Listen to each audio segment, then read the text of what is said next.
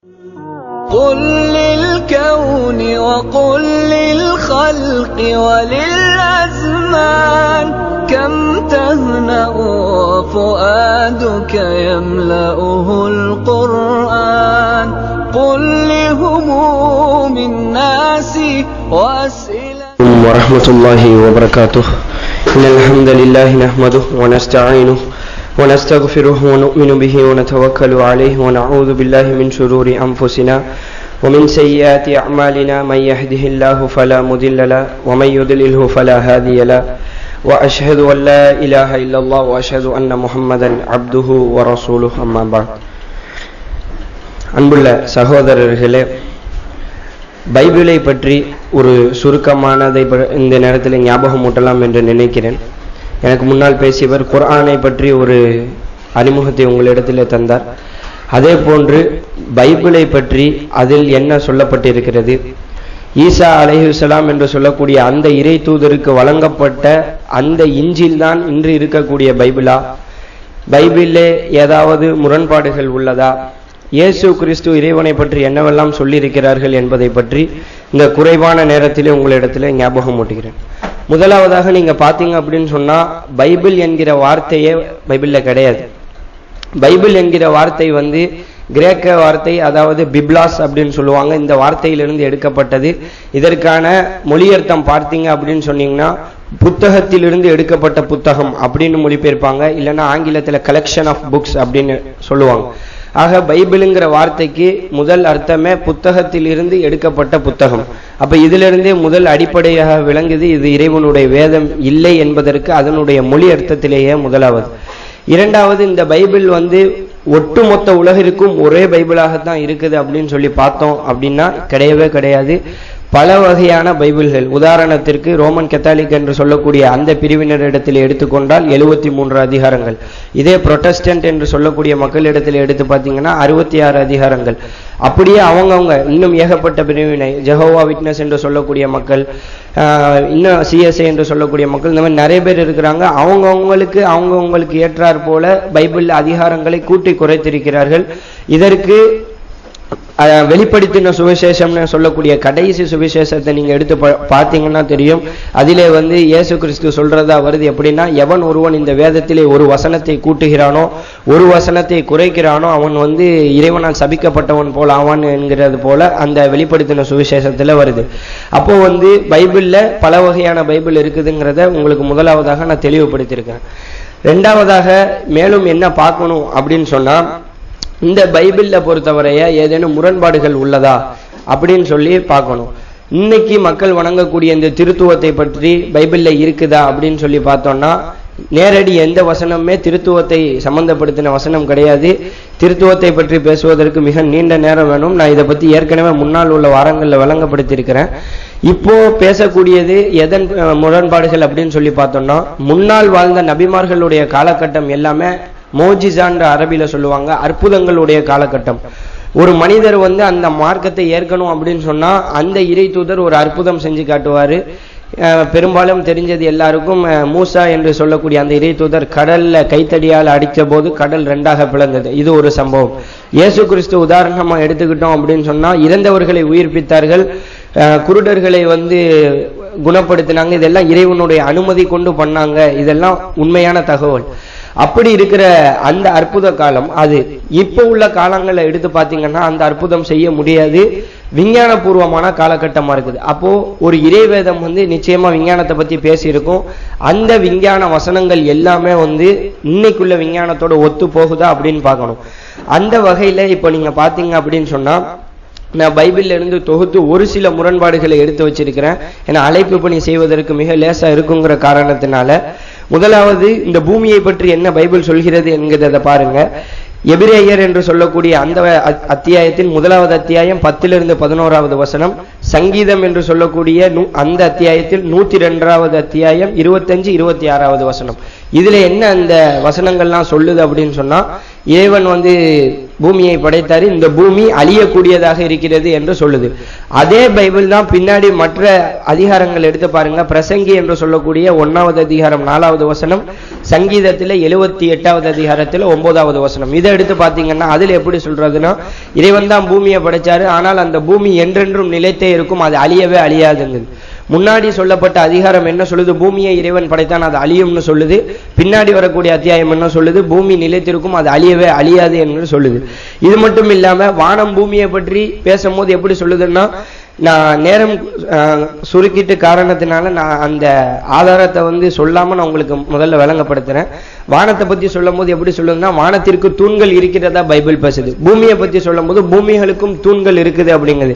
ஆனா இன்னைக்கு விஞ்ஞான பூர்வமா எடுத்து பார்த்தா வானத்திற்கும் எந்த ஒரு தூண்களும் கிடையாது, பூமிக்கும் கிடையாது. இதை இறைவனே வந்து சூரா முல்குல சொல்லி காமிப்பான். எப்பன்னா, நீங்க வந்து உங்களுடைய பார்வையை கொண்டு வானத்தை பாருங்க, அந்த ஏதேனும் பிளவுகள் இருக்கிறதா என்று பாருங்க அப்படின்னு சொல்லி இறைவன் கேட்பான். மேலும் இந்த தூண்கள் சம்பந்தமாகவும் இறைவன் வந்து குர்ஆன்ல பேசுவான். அடுத்து இவ்வளவு தூரம் இது வந்து 2 முரண்பாடு நான் சொல்லியிருக்கிறேன். 3வதா பாருங்க, பைபிள்ல உள்ள 1வது புத்தகம் என்று சொல்லக்கூடிய ஆதியாகமம் 1வது அதிகாரத்திலே உள்ள 29வது வசனம். அதுல என்ன வருதுன்னா, விதைகள் கொண்ட செடிகள் மரங்கள் அனைத்துமே உங்களுக்காக புசிக்கக்கூடியவை, அதாவது சாப்பிடக்கூடியவைன்னு பைபிள்ல வருது, 1வது புத்தகம். ஆனா இதுல இருந்து நம்ம என்ன எடுத்து பார்க்கணும் அப்படின்னா, உலகத்துல உள்ள எல்லா செடி கொடி மரங்கள் எல்லாத்தையும் சாப்பிடலாம் அப்படின்னு சொன்னா, இன்னைக்கு உலகத்துல செடிகள் கொடிகள்லயே நச்சுத்தன்மை உள்ள அதிகமான செடிகள் இருக்குது. உதாரணத்துக்கு ஸ்ட்ரிச்சினின்னு சொல்லுவாங்க, ஸ்ட்ரிச்சினஸ் நக்ஸ்வாமிகா அப்படின்னு ஆங்கிலத்தில் சொல்லுவாங்க. இது மிக ஒரு கொடிய விஷ செடின்னு கூட சொல்லுவாங்க. அப்படிப்பட்ட இதையும் உண்ணலாம் என்று பைபிள் சொல்லுது. நிச்சயமா வந்து இது இறைவனுடைய வேதமாக இருந்திருந்தால், இறைவன் வந்து ஒரு இடத்துல ஒரு மாதிரியும் இன்னொரு இடத்துல இன்னொரு மாதிரியும் நிச்சயமா கண்டிப்பா பேசியிருக்க மாட்டான். அடுத்து இந்த போன்ற நிறைய முரண்பாடுகள் இருக்குது, எண்ணிக்கை சம்பந்தமான முரண்பாடுகள் அதிகமா இருக்குது. இது மட்டுமே இல்லாம இதெல்லாம் பின்னாடி நான் உள்ள அதிகாரங்கள்ல சொன்னது. ஆதியாகமம் என்று சொல்லக்கூடிய புக் ஆஃப் ஜெனிசிஸ், அதுல வந்து 1வது அதிகாரம் தான் அந்த இது. அதுல உலகம் படைக்கப்பட்டதிலேயே ஏகப்பட்ட விஞ்ஞான முரண்பாடுகள் இருக்குது. அதாவது இறைவன் எப்படி சொல்றாங்க அப்படின்னு சொன்னா, பூமிக்கு முன்னரே வந்து நாட்கள் படைக்கப்பட்டாச்சு அப்படின்னு வருது. பூமி படைப்பதற்கு முன்னாவே நாட்கள் படைக்கப்பட்டதா வந்திருக்குது. இன்னொன்று எந்த அளவுக்கு வருதுன்னா, பூமி உருவாகுவதற்கு முன்னதாகவே சூரியன் உண்டாக இருக்குது. இந்த மாதிரி நிறைய, அதாவது படைப்புகள்ல வரிசைப்படுத்தி வருது, ஆரம்பத்திலேயே வருது. முதல் வசனத்திலிருந்து எடுத்து படிச்சு பார்த்தாலே தெரியும், படைப்புகள்லயே வந்து பல முரண்பாடுகளை கொண்டிருக்குது. ஆக இவ்வளவு முரண்பாடுகள் வருவதற்கு முக்கிய காரணம் என்ன அப்படிங்கிறத வழங்கிக்கிறணும். கிமு 600வது நூற்றாண்டுல பார்த்தீங்க அப்படின்னு சொன்னா, பைபிளுடைய அந்த அவர்கள் நம்பியிருந்த அந்த வேதம் எல்லாமே முழுவதுமாக அழிக்கப்பட்டது. இது எதன் மூலமாக நடந்துச்சுன்னா, நேபுகேசர் என்று சொல்லக்கூடிய ஒரு மன்னரின் படையெடுப்பு காரணமாக எல்லாமே அழிக்கப்பட்டுருச்சு. அதற்கு பிறகு அந்த மக்கள் என்ன செஞ்சாங்கன்னா, எஞ்சி இருந்த அந்த மிச்ச வேதங்களை எடுத்து தொகுத்தாங்க. இதற்கு ஆதாரம் என்னன்னா, வரலாறு கிடையாது, பைபிளே ஆதாரம். எரேமியர் என்று சொல்லக்கூடிய அந்த அதிகாரத்துல 8வது அதிகாரம் 8வது வசனத்தை எடுத்து பார்த்தா தெரியும், இது பற்றி தெளிவாக வரும். அதாவது கள்ள எழுத்தாணி மூலமாக வந்து வேத பாதகர்கள் இதை வந்து சேர்த்துட்டாங்கிறதே பைபிள்லயே இருக்குது. எரேமியர் அதிகாரம் 8வது அதிகாரத்தில் 8வது வசனம். அப்போ இந்த ஒரு படையெடுப்பின் காரணமாக வேதங்கள் வந்து அழிக்கப்பட்டதன் காரணமாக அந்த மக்கள் எடுத்து தொகுத்தாங்க. அப்படி தொகுக்கப்பட்ட நேரத்துல தான் இந்த மாதிரி பல முரண்பாடுகள் வந்திருக்குது. இப்ப நான் உங்கள்கிட்ட விளங்கப்படுத்தினது ஒரு 3-4 ஒரு விஞ்ஞான முரண்பாடு சொல்லியிருப்பேன். ஆனால் இது இப்போ நம்ம எடுத்து பார்த்தது வகையில சொன்னது 1857வது வருஷத்துல அவேக் என்று சொல்லக்கூடிய நியூஸ் பேப்பர், இது யாருடைய அமைப்புனா, இது கிறிஸ்துவ பிரிவு, ஜெகோவா விட்னஸ் என்று சொல்லக்கூடிய அந்த கிறிஸ்துவ பிரிவினுடைய மக்கள் அவங்களே பல பாஸ்டர்கள் சேர்ந்து வெளியிட்ட அந்த அறிக்கை என்ன அப்படின்னு சொன்னா, பைபிள் என்று சொல்லக்கூடிய இந்த வேத புத்தகத்திலே 50,000 முரண்பாடுகள் உள்ளது என்று முஸ்லீம் சொல்லல, அந்த கிறிஸ்துவர்கள் அந்த வேதத்திலே வந்து டாப்னு சொல்லக்கூடிய அளவுக்கு அந்த மக்களே வந்து விளங்கப்படுத்தினாங்க. எப்படின்னா 50,000 எரர் இருக்குது, தவறுகள் இருக்குதுன்னு வந்து அவங்களே சொன்னாங்க. அப்போ இவ்வளவு முரண்பாடுகள் வர காரணத்தை நான் சொல்லிட்டேன். இப்போ மக்கள் வந்து தவறா விளங்கப்படுத்துறாங்க எப்படி அப்படின்னு சொன்னா, மாற்று மத மக்கள் விளங்கப்படுத்துறாங்க எப்படின்னு சொன்னா, குர்ஆனிலுமே வந்து முரண்பாடுகள் இருக்கத்தான் செய்யுது. மக்கள் விளங்கப்படுத்துறாங்க. குர்ஆனிலே வந்து முரண்பாடுகள் இருக்கத்தான் செய்யுது அப்படின்னு சொல்றாங்க. இதுக்கு என்னத்தை ஆதாரமா எடுத்து காமிக்கிறாங்கன்னா, பெரும்பாலுமான மக்கள் எதை காமிப்பாங்க அப்படின்னா இந்த மது சம்பந்தமான வசனத்தை வந்து எடுத்து காமிப்பாங்க. அதுல எப்படி இறைவன் சொல்லுவான் அப்படின்னு சொன்னா, முதலாவதாக இறைவன் சொல்லுவான், நீங்கள் போதை உடைய நிலையிலே தொழுகைக்கு செல்ல வேண்டாம் அப்படின்னு வந்து முதல்ல இறைவன் சொல்லுவான். நீங்கள் போதை உடையவராக இருக்கும் நிலையிலே தொழுகைக்கு செல்ல வேண்டாம் அப்படிமா. இன்னொரு இடத்துல நீங்க எடுத்து பாத்தீங்கன்னா எப்படி வரும்னா, இந்த மது வந்து உங்களுக்கு தடை செய்யப்பட்டதா இருக்குது. மதுவை மட்டும் சொல்லாம கற்சிலைகளை வணங்குதல், மது அருந்துதல், அம்புகளை பார்த்து குறி பார்க்குதல், இந்த மாதிரி எல்லாமே வந்து உங்களுக்கு தடை செய்யப்பட்டதா இருக்குது அப்படின்னு வருது. இந்த மக்கள் எப்படி விளங்கப்படுத்துறாங்கன்னா, இறைவன் என்ன சொல்றான், தொழுகைக்குடைய நேரத்துல மட்டும் குடிக்க கூடாது இந்த இடத்துல சொல்லியிருக்கிறான், இந்த இடத்துல என்ன செஞ்சிருக்கிறான், தடை செஞ்சிருக்கிறான். அப்ப தெளிவான முரண்பாடு தானே அப்படின்னு வந்து கேட்கிறாங்க. இந்த விளக்கத்தை எப்படி எடுக்கணும் அப்படின்னு சொன்னா, திருக்குர்ஆனை பொறுத்தவரையில ஒரே புத்தக வடிவில இறங்கல. எனக்கு முன்னாடி பேசின சகோதரர் அதுதான் சொன்னார், ஒரே புக்கா வந்து இறங்கல, 23 வருஷம் படிப்படியாக இறங்கியது. அரேபிய காலகட்ட மக்களை நீங்க எடுத்து பாத்தீங்க அப்படின்னு சொன்னா, மதுவிலே ஊறி கிடந்தவங்க. எந்த அளவுக்குன்னா, மது தடை செய்யப்பட்ட பிறகு வரக்கூடியது ஹதீஸ்ல வருது. எந்த அளவுக்குன்னா, அந்த மது நிரப்பி வைத்திருக்கக்கூடிய பீப்பாய்களை எல்லாம் உடைச்சாங்க, ஆறுகள் போல் ஓடியது என்றெல்லாம் வருது. அப்போ அந்த காலகட்டத்தில் முதல்ல என்ன இறைவன் செய்யறான் அப்படின்னா, அந்த மக்களுக்கு ஏற்றார் போல முதல்ல சொல்றான், நீங்கள் தொழுகை உடையவராக இருந்தால், தொழுகைக்கு செல்லக்கூடியவராக இருந்தால் போதை இந்த இதை வந்து நீங்க அருந்தக்கூடாது அப்படிங்கிறான். அப்ப இந்த மக்களுக்கு எப்போ வந்து பாசிபிலிட்டிஸ் இருக்குன்னு பார்க்கணும். தொழுகைக்கு கொஞ்ச நேரம் ஒரு மது அருந்துறான் அப்படின்னு சொன்னா தொழுக கூடாது. அப்போ ஒரு குறைஞ்சது ஒரு 3-4 மணி நேரத்துக்கு முன்னாடியாவது அவன் வந்து தெளிவான நிலையில இருக்கணும். இது எப்பதான் அவங்க அறிந்திருப்பாங்க அப்படின்னு சொன்னா, ஃபஜ்ர் தொழுத பிறகும் லொஹருக்கு முன்னாடியும் தான் உங்களுக்கு நீண்ட நேரம் இருக்குது. இந்த நேரத்துல ஒரு வேலையை கொடுத்திருக்கலாம். இரண்டாவதாக நீங்க பாத்தீங்க அப்படின்னு சொன்னா, இஷா தொழுகைக்கும் ஃபஜ்ர் தொழுகைக்கும், ஏன்னா மிச்ச நேரத்தை எடுத்து பாத்தீங்கன்னா லொஹர் டு அசர் கம்மி நேரம், அசர் டு மகரிப் கம்மி நேரம், மகரிப் டு இஷா அதுவும் சுருக்கமான நேரம். அப்ப இந்த நேரத்துல அவங்க அனுமதிச்சிருக்க முடியாது. அப்போ அவங்க ஒரு நாளைக்கு 2 தடவை என்கின்ற கணக்குல தான் இருந்திருப்பாங்க.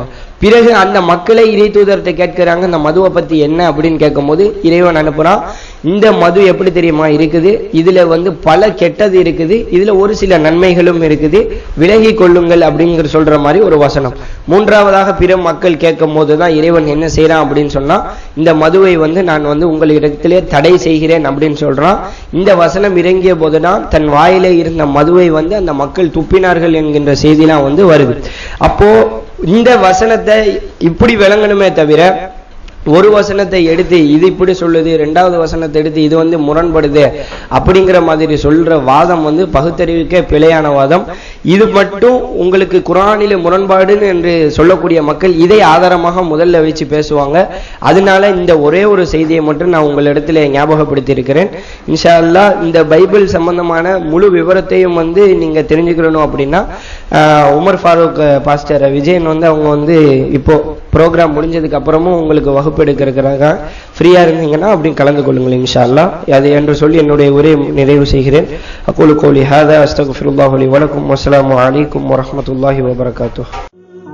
قل للكون وقل للخلق وللأزمان كم تهنأ وفؤادك يملأه القرآن. قل لهموم الناس وأسئلة الحيران كم فيك